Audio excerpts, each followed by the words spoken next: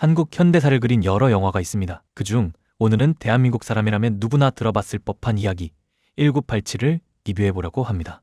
1987은 6월 민주화운동의 시작인 대학생 박종철 고문치사 사건을 둘러싸고 진실을 숨기려는 세력과 진실을 드러내려는 사람들의 이야기입니다. 이 영화에선 총 125명의 배우가 등장하는데요. 모두 주연급인 배우가 조연으로 출연해 새로운 느낌으로 보실 수 있습니다.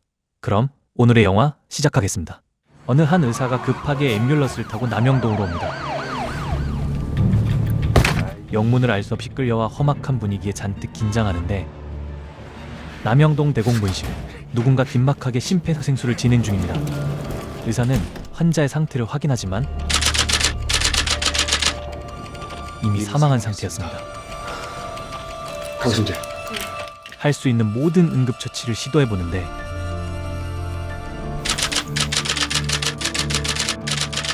그 시각 대공분실의 책임자 대공수사처장 박처원이 사고 소식을 듣게 됩니다. 시신은 어떻게 할까요?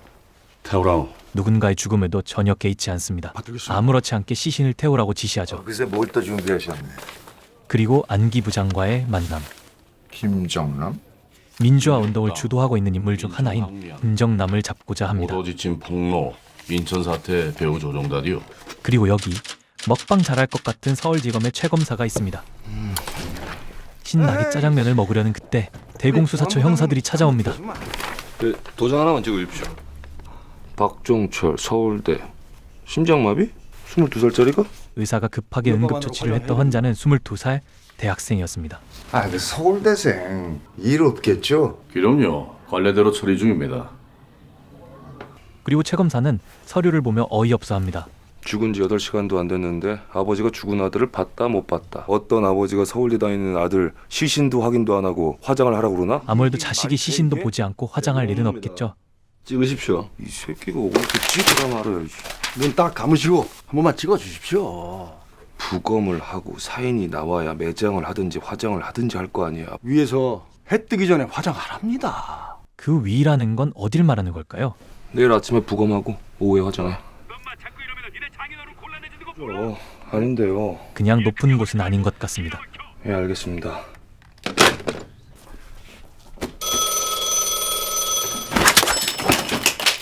여러 군데에서 난색을 표하며 최검사를 재촉하죠. 웬일이십니까? 청와대 전화 받고 밥이 넘어가겠냐? 심지어 상사까지 찾아와 압박하죠. 찍어. 대답 안 해? 찍겠습니다. 그러나 이 검사 성질머리가 여간 더러운 게 아닙니다.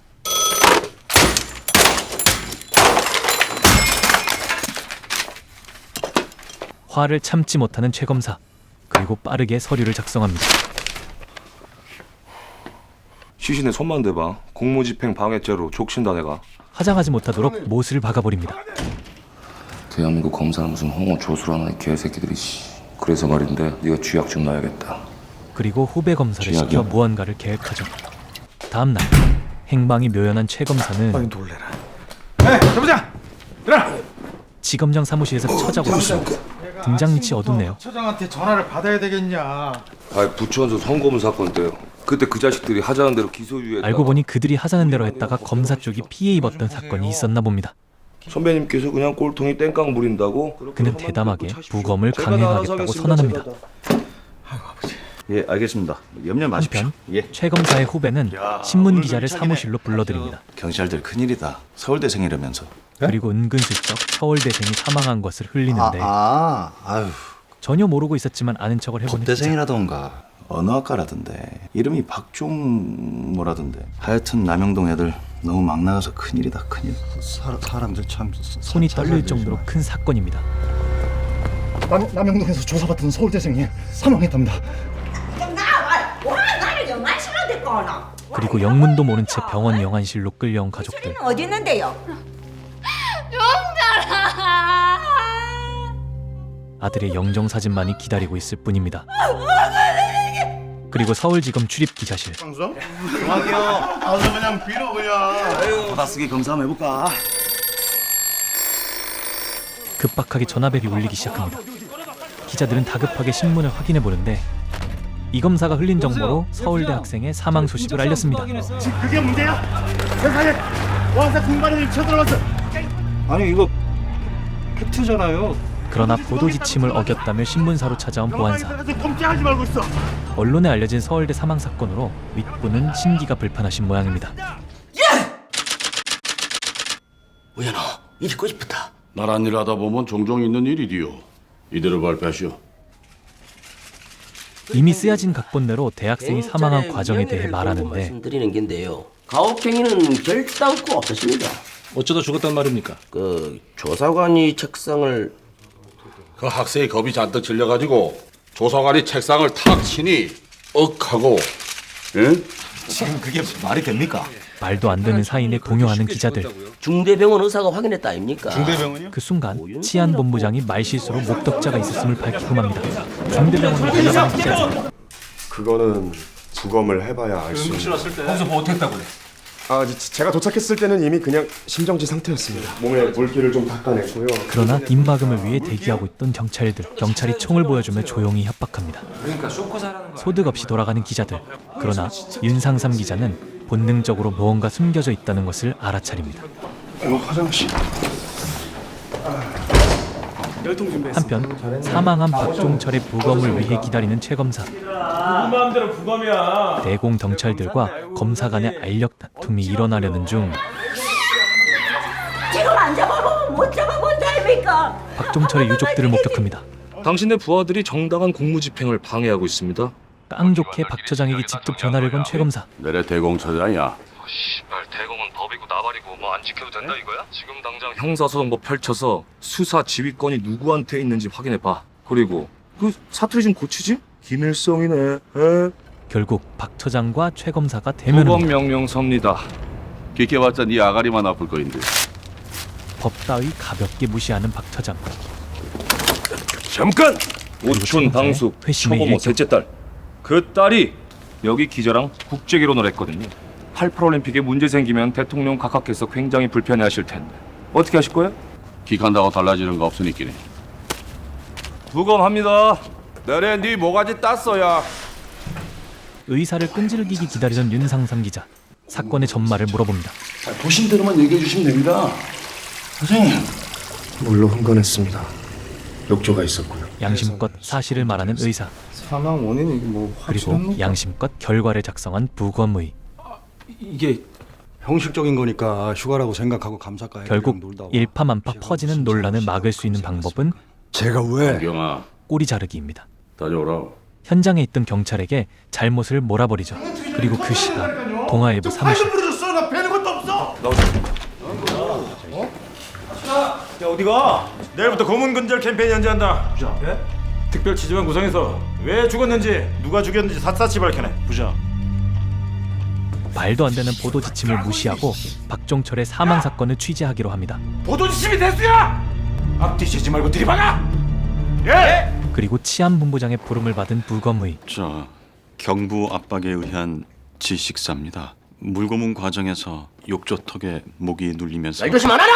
네가 검은지사라 하면 세상 히트 TV 즐기고 우리 다 죽는 기라. 부검 소견서에 심장 막 본부장은 부검의에게 소견서를 조작할 것을 명령하지만 죄송합니다, 본부장님. 부검의는 받아들이지 않습니다. 적일 가능성이 높고 그리고 결국 쇼크사로 발표된 박종철의 사인. 인공호흡 과정에서 발생한 장례조차 제대로 치르지 못하고 얼어버린 강물에 뼈가루를 뿌려야 합니다.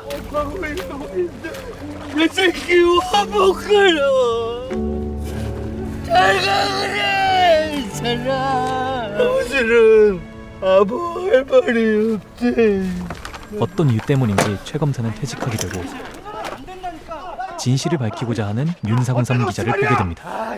이 기자 살살해. 사실 확인 좀 합시다. 물고문 하다 죽었죠? 얘기 좀 해봐요 좀! 내가 그걸 왜 알려줘야 돼? 네가 알아내야지. 부끄러운 줄 알아야 돼. 기자에게 남모르게 두고 간 진실 중 일부. 받아쓰기나 잘해 이 새끼야. 그것을 토대로 또다시 기사를 작성할 수 있게 됐습니다.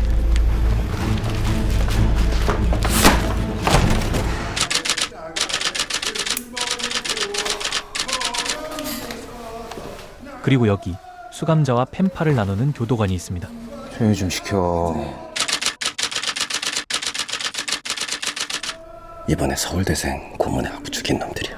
외부 소식과 내부의 기자를 이어주는 사이죠. 교도관에겐 이제 막 대학에 들어간 조카 한 명이 있습니다. 야, 그게 그래갖고 부셔줘? 망치 갖다 줘? 삼촌, 내가 이거 고쳐달라고 했어. 안 했어. 선물 하나를 내미는데 먹을 거야? 지금의 아이패드나 다름없는 마이마이.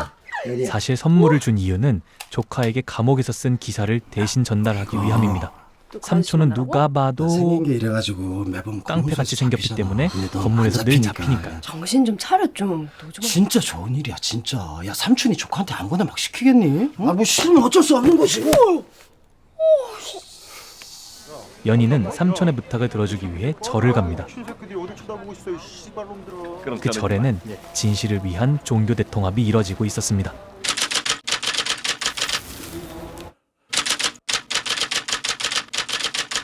진짜 고문 살인범들 소속 계급 이름 은폐 조작한 놈들까지 명명백백하게 다 캐낼 겁니다. 우리한테 남은 마지막 무기는 진실뿐입니다. 그 진실이 이 정권을 무너뜨릴 거고요. 연희구나. 그리고 연희는 김정남에게 기사를 전달합니다. 불글들일 복장은 아니고. 신부님이 수괴? 한병령 교도관 외족합니다. 자수해서 광명 찾으세요.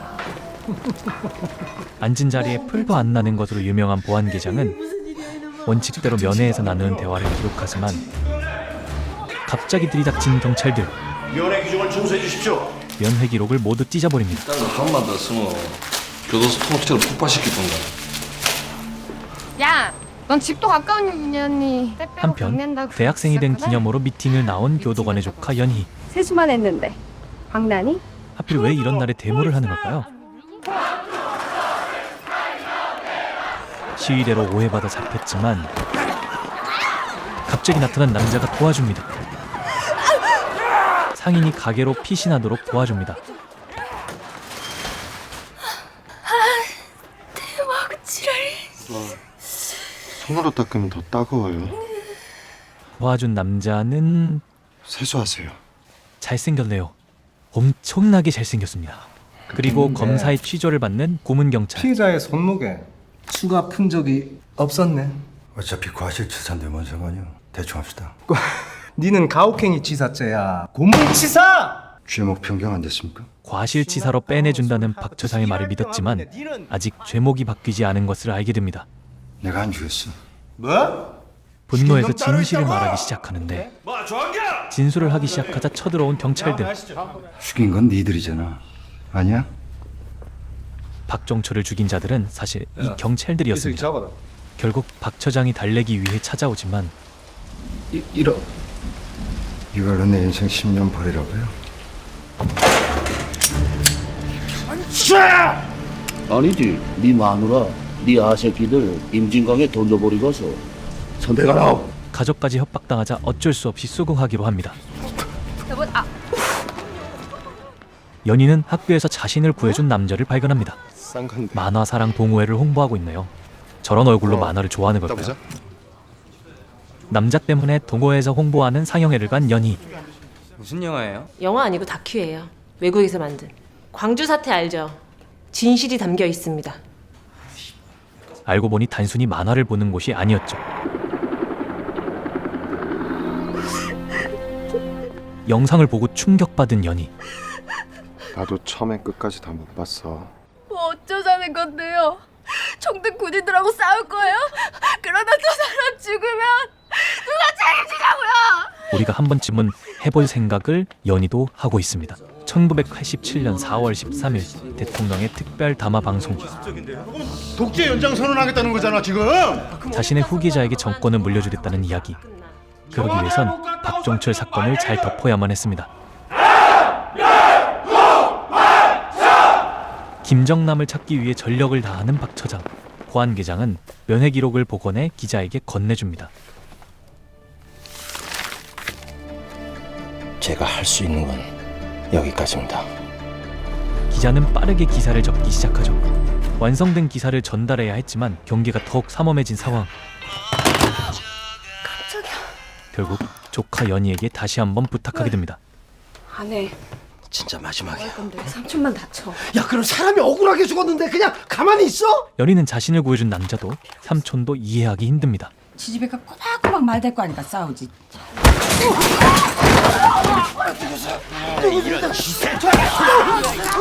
그리고 덜미가 잡혀 남영동으로 끌려가는 교도관. 그런 연희에게 남자가 우리 찾아오고 동아리에서 만든 거야. 데모하러 가요? 그런다고 세상이 바뀌어요? 가족들 생각은 안 해요? 그날 같은 거 안 와요. 연희야, 마음 바뀌면 연락해. 삼촌이 부탁한 기사와 편지를 발견합니다. 대의보단 가족을 위해 연희는 김정남에게 기사를 전달합니다. 고맙다. 신민이, 아침에 비둘기가 날아왔습니다. 기사를 막기 위해 달려가는 경찰들. 경찰이 김정남을 쫓습니다. 조금이라도 소리내면 들킬 것 같은 상황. 성스러운 하느님의 성전에서 중대 그리고 성령을 정부조차 발표하겠습니다. 함부로 건들 수 없는 성당에서 고 박종철 군 고문치사 사건의 진상이 은폐 조작되었다.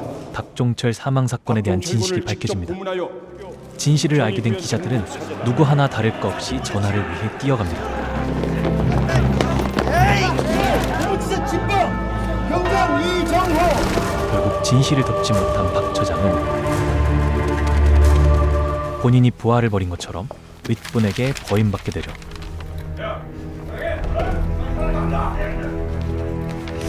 그리고 며칠 지나 신문을 보는 연희. 낯익은 남학생의 모습이 보입니다. 머리에 최루탄을 맞았죠.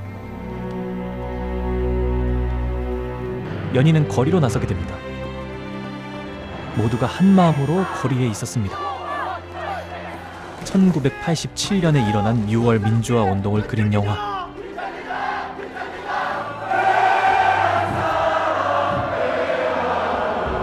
(1987) 영화는 대학생 박동철 열사의 고문치사 사건을 중심으로 진실의 일부를 하나하나 되우고 있는 평범한 사람들의 이야기를 그리고 있습니다. 은폐하려는 권력층의 횡포, 이를 막으려는 여러 인물들, 진실을 밝히기 위해 싸운 사람들의 희생과 용기가 없었다면 대한민국의 민주주의는 지금과 같지 않았을 것입니다. 이 영화의 흥미로운 점은 강동원 배우의 역할과 비하인드인데요. 장주환 감독은 시나리오 자체에는 이한열 열사인지 모르게 배역명을 만들었다고 합니다. 잘생긴 남학생이라고만 표현했죠. 주제가 주제인지라 제작사는 캐스팅과 투자에 난항을 겪고 있었는데 강동원이 출연하겠다고 나서면서 투자자를 모을 수 있었고 많은 수의 배우도 캐스팅할 수 있었다고 합니다. 또한 한국 영화 사상 최초로 명동성당 내부에서의 촬영이 허가된 영화죠. 영화의 마지막에 선창하는 사람은 장중환 감독의 아내인 배우 문소리 씨입니다. 특히 데모하는 장면에선 본인의 운동권 경험을 살려 각종 시위 노하우를 전수하며 연출에 도움을 줬다네요. 이 영화에서 가장 인상 깊은 장면은 박 처장의 탁친이 억하고 쓰러졌다 있네요. 뒤에 있는 라고 말하는 부분은 김현석 배우의 애드립이었다고 합니다. 연기를 하다가 정말 말이 안 되는 이유라고 생각해서 어이가 없어 나온 부분이라고 하네요. 지금 보아도 정말 많은 의미를 주는 영화입니다. 다음엔 더 좋은 영화로 찾아올게요. 이상 김민수였습니다.